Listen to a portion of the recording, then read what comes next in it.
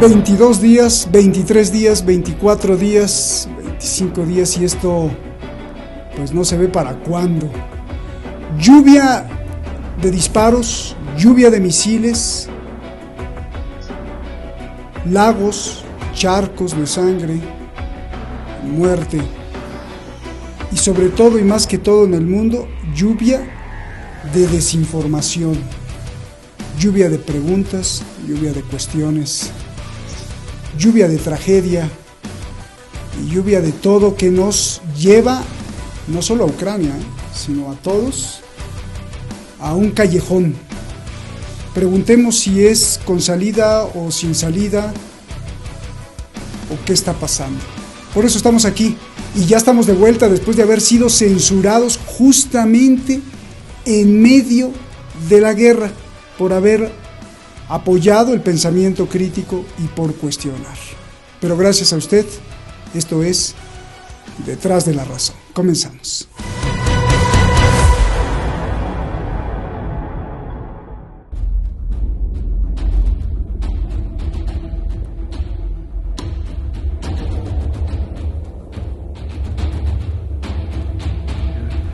Standing together against a murderous dictator, pure thug who is waging an immoral war against the people of Ukraine. And by the way, the Republic is paying a big price for this.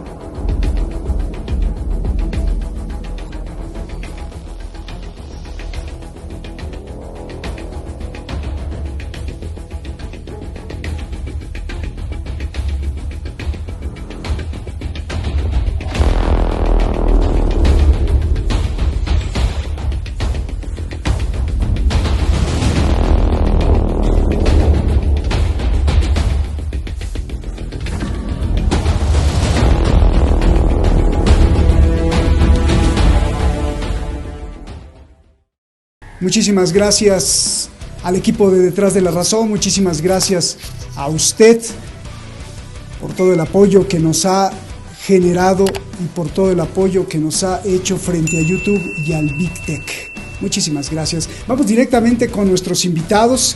Está con nosotros, pues usted lo conoce muy bien, Nuño Rodríguez, experto en inteligencia militar y además gente que ha cuestionado mucho las decisiones de todos los bandos y nos ha ayudado a comprender la situación mundial a través de los años aquí en Detrás de la Razón. Muchísimas gracias, Nuño, por estar aquí. Te agradezco muchísimo. Te agradecemos todos te lo agradecemos. Y el maestro Francisco Coloane. No hay que presentarlo, también lo conoce usted muy bien. Y recordarle que él ha vivido desde dentro, desde las redes del poder, en la Organización de Naciones Unidas, cómo se manejan las cuestiones y también durante muchos años en Detrás de la Razón nos ha explicado paso a paso y de hecho creo que él dijo que temía que la guerra comenzara, ¿verdad, Francisco? Y mira, ahí está la guerra. Gracias siempre por tu aporte valiosísimo, intelectual, muy agudo. Gracias a los dos. En esta ocasión, Nuño, comienzo contigo. ¿Quién va a ganar?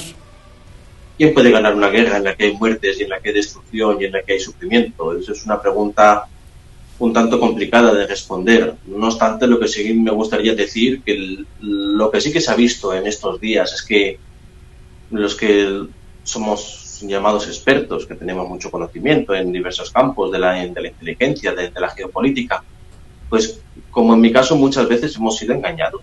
Yo no contaba con que fuese a empezar la guerra. Yo podría haberlo pensado hacía tiempo, en este mismo momento no lo pensaba, ya sí tenía constancia en varios sitios. no pensaba tampoco que Kiev fuese a tardar tanto en caer.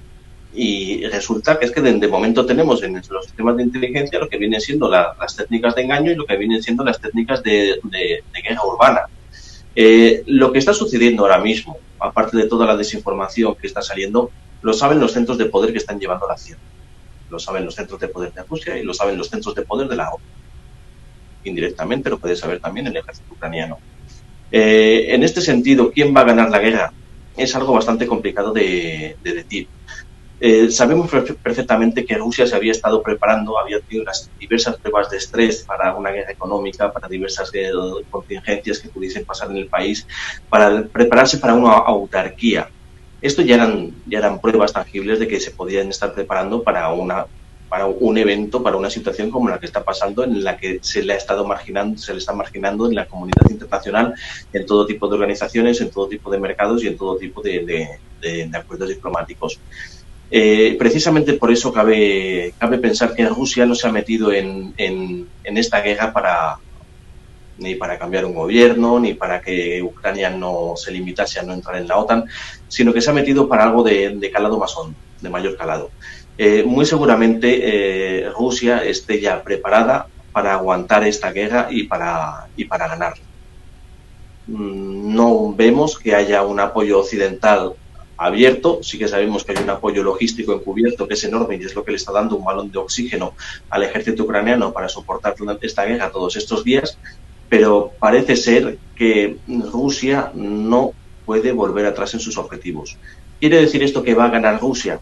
Como he dicho antes, una guerra no la gana nadie, simplemente se gana sufrimiento por todas las partes.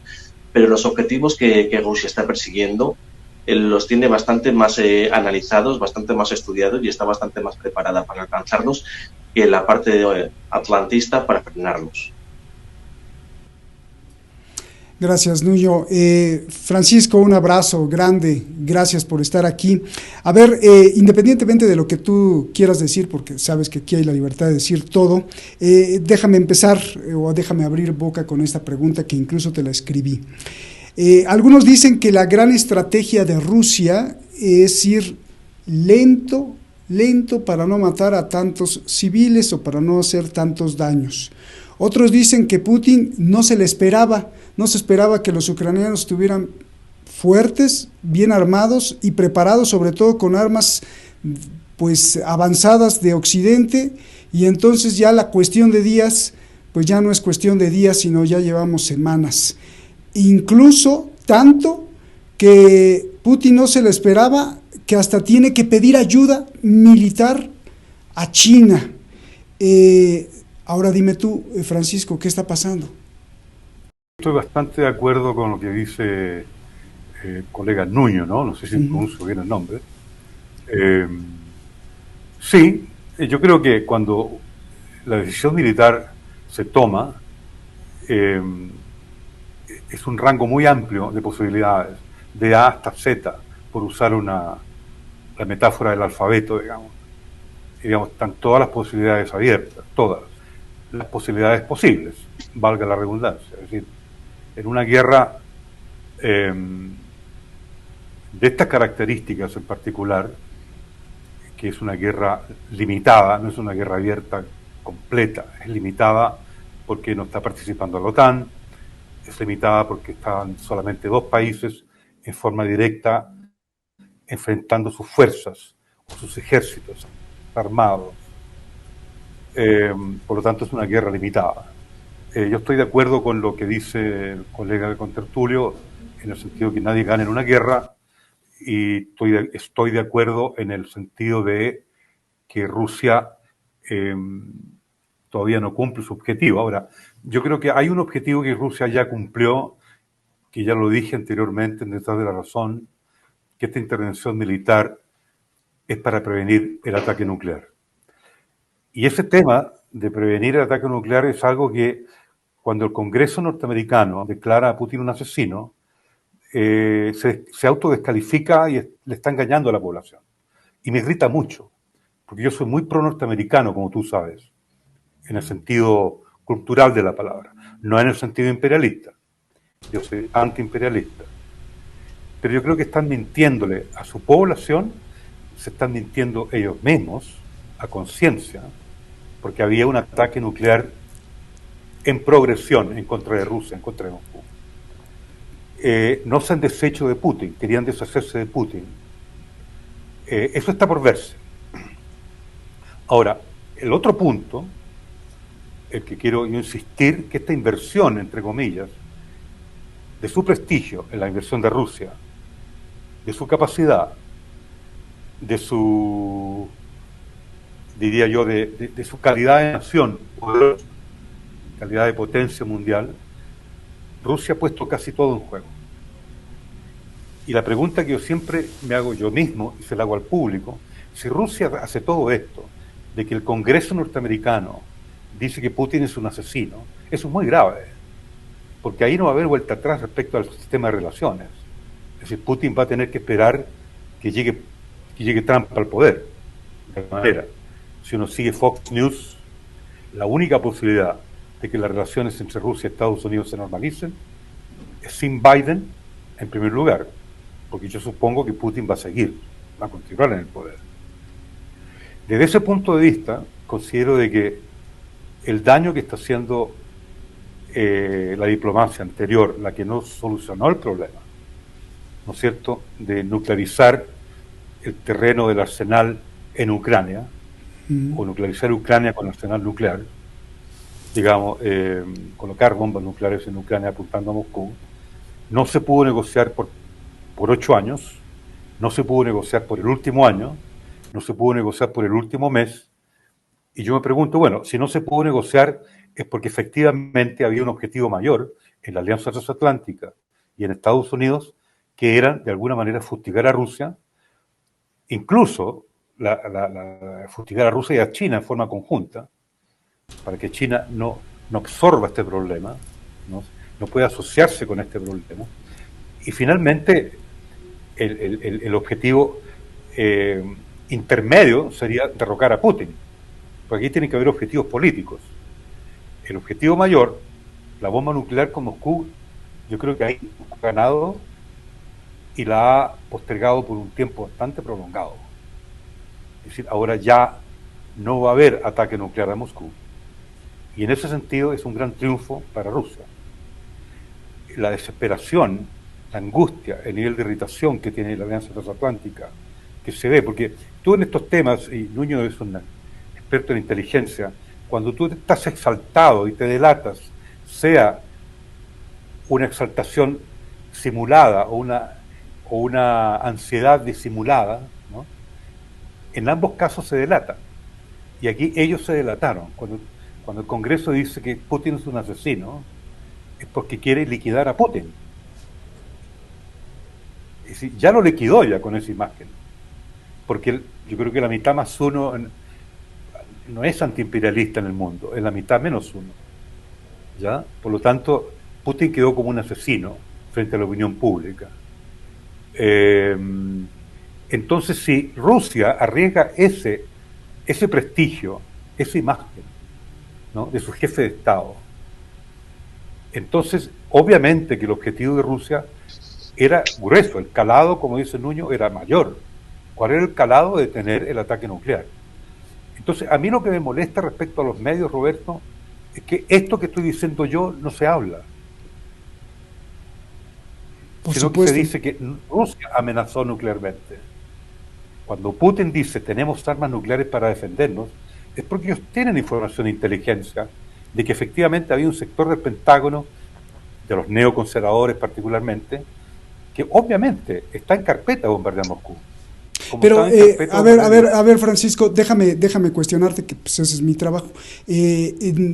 Nunca vimos ni en la televisora rusa, ni en Russia Today, ni en palabras de Putin, ni en el Ministerio de Defensa de Rusia, que lo hemos estado siguiendo constantemente, ningún dicho así fuerte, ni menos una prueba de que, mira, hay un misil de Estados Unidos que viene directo hacia Moscú, o se están levantando los misiles. Solo la denuncia desde hace muchos años, muy justificada, de que la OTAN se está acercando, pero no de la inminencia de un ataque nuclear y tampoco desde Ucrania, o explícame a este ataque cómo iba a ser, iban a soltar la radiación de Chernóbil, o cómo es esto. En el Pentágono existe una planificación estratégica de seguridad nacional que viene del año 2002, que dice claramente que Estados Unidos tiene que usar todos los medios posibles para que ningún poder le enfrente. 2002, esa es la política de George Bush hijo. Eso está escrito, es público. La posibilidad de un ataque nuclear a Moscú está siempre abierta, porque es el enemigo estratégico number one desde el punto de vista nuclear, no es China. ¿Y por qué la política de Biden y de los neoconservadores que están apoyando a Biden está profundamente equivocada? Porque ellos están haciendo todo este teatro de guerra para evitar que Trump vuelva al poder y para prestigiar a Biden o a los demócratas o al candidato demócrata que se presente el año 2000 no sé cuánto. Entonces, ahí ya perdieron los 4 años, porque en este periodo no va a haber bombas nucleares. Ahora, las bombas nucleares son limitadas, hay Tomahawks que pueden tirar misiles que son misiles de corto alcance desde submarinos, y eso los tienen, está todo el mar Báltico lleno de eso, y pueden tirar de cualquier plataforma marítima también. Por lo tanto, son de profundidad limitada y de radiación limitada, pero la señal es muy grave, porque eso si cae en sectores estratégicos de Moscú, la respuesta de Moscú va a ser muy débil, porque ese ataque es al primer blanco, y la lógica nuclear es que cuando tú atacas al primer blanco, que es el blanco estratégico donde no hay una respuesta. Ahora, ¿cómo eso se ha modernizado de lo que venía de la Guerra Fría, década del 80, ¿no es cierto?, del ataque al primer blanco? Obviamente tiene otras características técnicas ahora. De todas maneras, Estados Unidos por principio, tiene muy claro que Europa es la que se sacrifica en esa operación. Por lo tanto, este es un juego, yo no le llamo ajedrez porque no tiene nada que ver con el ajedrez. Este es un juego de estrategia militar en donde Rusia claramente está tratando de impedir el acoso nuclear alrededor de Rusia, que a mí me parece lógico eso. Y lo que me parece estúpido, disculpa que use esa palabra, es la alianza transatlántica de intentar armar con bombas nucleares a Ucrania. Ahora, ¿por qué no avanza? ¿Por qué esa defensa tan obstinada que Putin no se la esperaba? Porque no sabemos con lo que se va a encontrar, ¿no es cierto?, el ejército ruso dentro de Ucrania, en el sentido que pueden haber instalaciones, laboratorios, ¿no es cierto?, que la inteligencia de la energía atómica, de la Agencia Internacional de Energía Atómica, no ha detectado, y puede ya haber un proceso de construcción de armas nucleares en la propia Ucrania. Eso no se sabe, es una caja de Pandora. Entonces la desesperación son datos de la inteligencia, son datos policiales. Cuando alguien se desespera, simulado o no simulado, cuando alguien está exaltado, simulado o no simulado, cuando alguien está muy ansioso, simulado o no simulado, esa es la alianza transatlántica y Estados Unidos. Están ansiosos y están exaltados. Rusia no está exaltada. Ellos están respondiendo a un plan de acción preventiva desde el punto de vista de la estrategia militar.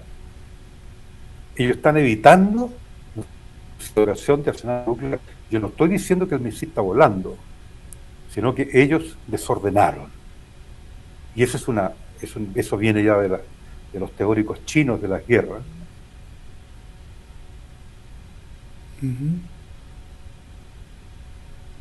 Tomaron un riesgo. Yo creo que el riesgo más grande es lo que el Congreso llama Putin es un asesino. La inversión es muy alta, ese costo.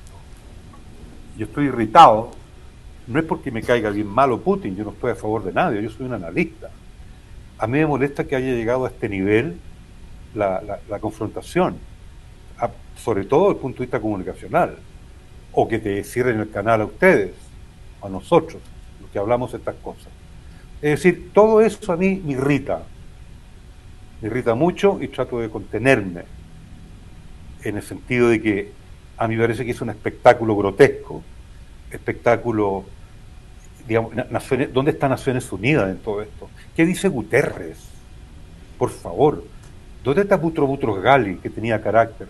Incluso Pérez de Cuellar, ¿dónde está ese tipo de personalidad? No hablo de Kofi Annan porque era un desastre, pero son todos tipos que contemplan, son todos contempladizadores, son hedónicos. Digo, la vulgaridad ha llegado a un nivel insoportable. ¿Dónde está la voz del sentido? Trudeau es otro payaso. Macron creo que hay que tomarlo en serio. ¿A Johnson se le puede tomar en serio? ¿Al alemán Scholz se le puede tomar en serio? El primer ministro de España o el presidente de España está todo complicado por las elecciones internas. Todo es tan complicado con la política interna. Y resulta que aquí estábamos jugando con un elenco de neoconservadores que está intentando recuperar la hegemonía transatlántica a toda costa y a como dé lugar, desestabilizando por todos lados. Y se le escaparon las células, porque son células de contratistas. Además que yo las conozco. Cuando tú dices que yo conocí los intersticios del poder, no los conocí ni en Ginebra ni en Nueva York. Yo los conocí en terreno, en Afganistán, en India, en Filipinas, donde anduve, en el Medio Oriente, donde anduve. Ahí están los intersticios del poder. Ahí están las operaciones de los contratistas. Digamos, no te puedes imaginar cuántas veces Indira Gandhi le trataron de arquitecturar, digamos, y confeccionar un golpe de Estado desde afuera de la alianza transatlántica. Porque Indira Gandhi siempre les cayó mal, les cayó pésimo por su alianza con la Unión Soviética y después con Rusia. Y Modi, ¿cuál es la actitud de Modi? Ellos siguen con su actitud no prosoviética ni prorrusa, sino con su actitud de equilibrio, de independencia, de alineamiento con la alianza transatlántica. Lo mismo con Pakistán, que no votó a favor de la resolución en la ONU. Pues gracias por esta primera exposición, Francisco, te agradezco. No, gracias. A ver, Nuño, China firme, ¿no? Así, firme. A mí se me da la gana y yo lo hago. Yo apoyo militar o económicamente a quien yo diga. Le contesta prácticamente China a Blinken, el secretario de Estado de Estados Unidos, que le advierte a China: no ayudes a Rusia. Pero lo que más me sorprende, eso no es, o sea, es que Rusia, considerada una superpotencia militar, que incluso en muchos programas hemos dicho que es la superpotencia económica China, pero la superpotencia económica militar es Rusia. Entonces sería al revés, le está pidiendo ayuda militar a China. Explícame esto, Nuño. Se ha afianzado el eje euroasiático. De antes de la contienda, cuando los centros de inteligencia gubernamentales más o menos sabían que los escenarios y las probabilidades de cada escenario, sabían que iba a ser muy probable el escenario de guerra, se afianzó el eje de Moscú-Pekín y firmaron una serie de acuerdos en los que iban a tener asistencia mutua en la mayoría de los campos, pues desde la economía, la inteligencia, la ciencia y, por supuesto, lo militar. O sea, digamos que en este sentido se preveyó, se vislumbró de antemano lo que iba a suceder y sabían perfectamente que iba a suceder una contienda lo suficientemente grande en la que los dos iban a necesitar asistencia mutua. Que hayan firmado ese acuerdo y que Moscú haya solicitado esa ayuda significa que otra vez los escenarios de probabilidades de los estudios de inteligencia nos están diciendo que esto se va a recrudecer. Mucha gente está diciendo ya que la guerra ya se ha acabado, que Zelensky ha dicho que no iban a entrar en la OTAN, pero yo no creo que Rusia necesite ayuda militar para ocupar Ucrania por entero. Necesitaría ayuda militar para enfrentar, digamos, al conjunto de la OTAN y a todos los países que se quisiesen meter por medio. Para ese escenario de guerra sí que se necesitaría una asistencia extra. Para invadir Ucrania, como lo está haciendo, se valen las capacidades militares rusas por sí mismas. Muy seguramente estemos aquí hablando de de asuntos mayores. Nunca hay un único asunto por el que al final acaban cristalizando las cosas. Siempre suele haber una galaxia de pequeños elementos que acaban haciendo que las cosas tomen un color o que tomen otro color o que tomen una forma o que se cristalicen como se tienen que cristalizar. En este sentido tenemos que tener en cuenta que la ayuda, el eje de Pekín-Moscú ya no se puede romper. Lo que está sucediendo no va para atrás. Estamos hablando de una ruptura, una ruptura con el sistema internacional de relaciones internacionales, con el sistema internacional de la legalidad y sobre todo con el sistema económico. Estamos hablando de que las relaciones comerciales que había entre China y entre China y entre Rusia habían dejado de utilizar el dólar para utilizar el euro. Estaban haciendo una campaña de desdolarización. Los dos estaban minando toda la presencia del dólar en los mercados internacionales.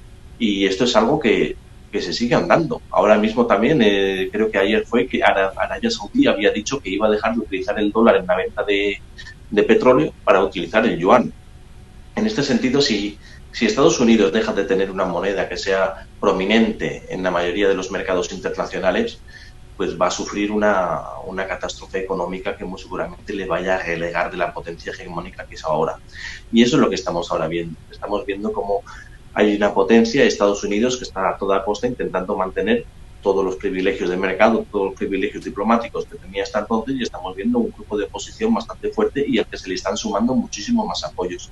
Estaba hablando también del contertulio de todo lo que es la visión, lo que se está tatuando en la mente pública de Putin criminal de guerra. Y en esto sí que hay que decir que había una campaña de guerra psicológica preparada de antemano. Y preparado de antemano muy bien. Había muchísimo contenido que estaba ya prefabricado, estaba preeditado y que se lanzó a las redes ese mismo día con una única visión, con una visión muy natural y ya con el mantra de Putin es un criminal de guerra. Todavía no se había pegado un tiro, simplemente habían entrado los tanques en Ucrania, pero ya se estaba hablando, ya se estaba fijando la idea de que Putin era un criminal de guerra. Y esto es lo que está intentando tatuar en la opinión pública de todos los sistemas occidentales para justificar una avanzadilla bastante mayor de lo que está sucediendo ahora. La desinformación, las mentiras directas, las mentiras burdas, las medias verdades o las informaciones sesgadas están contaminando todo el sistema mediático. Todo el sistema mediático. Yo ahora mismo, ya lo dije desde que empezó el conflicto, tardo mucho más tiempo en verificar información que en analizarla. Para hacer un análisis, para hacer un estudio, tú lo que necesitas es una información que sea certera. Yo ahora mismo, el 90% de la información que recibo, si no más, acaba siendo falsa directamente, de que son operaciones psicológicas perfectamente prediseñadas y que lo único que hacen es contaminar los análisis que intentamos hacer los analistas. Yo con la información que estoy recibiendo ahora mismo no te puedo hacer ningún escenario de prospectivo, no te puedo hacer un escenario de probabilidades de qué es lo que va a suceder. Digamos que en este caso los primeros que hemos estado fuera de juego somos todos los analistas que nos dedicamos de una u otra manera a intentar arrojar luz sobre los acontecimientos que están pasando. A nosotros no nos están dejando analizar lo que sucede. No quieren que podamos llegar a decir una idea que sea diferente a los medios. De hecho, se ha tenido entrevistas en medios bastante importantes en Europa y en Hispanoamérica y me han cancelado directamente. Ya me han dicho que es que mi opinión no sale. A ti te han sacado del aire, ¿verdad? La tónica general y simplemente es imposible acceder a mis intervenciones porque se han borrado, como que nunca han existido. Y esto, hablando con otros analistas, es lo general, o sea, está siendo el pan nuestro de cada día. En los medios de comunicación solamente quieren una visión, una narrativa. Y esa narrativa pasa porque Putin es un criminal de guerra y por todos los escenarios de crímenes de guerra, obviando totalmente cuáles son las razones, las justificaciones que puede llegar a tener un bando u otro para hacer lo que está haciendo. En este caso, contaminar toda la información que recibimos está siendo una labor de inteligencia bastante buena. Yo, como te he comentado, yo ahora mismo no me puedo atrever a hacer una previsión de qué es lo que va a suceder.